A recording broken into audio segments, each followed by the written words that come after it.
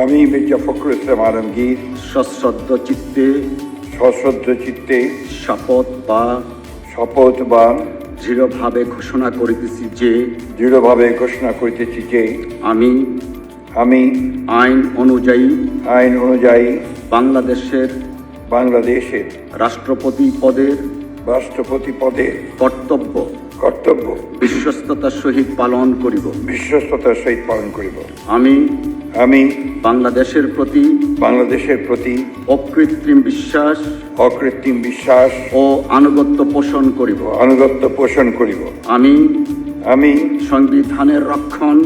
সংবিধানের রক্ষণ সমর্থন ও নিরাপত্তা বিধান করিব এবং আমি ভীতি বা অনুগ্রহ অনুরাগ বা বিরাগের বশবর্তী না হইয়া সকলের প্রতি আইন অনুযায়ী যথাবিহিত আচরণ করিব।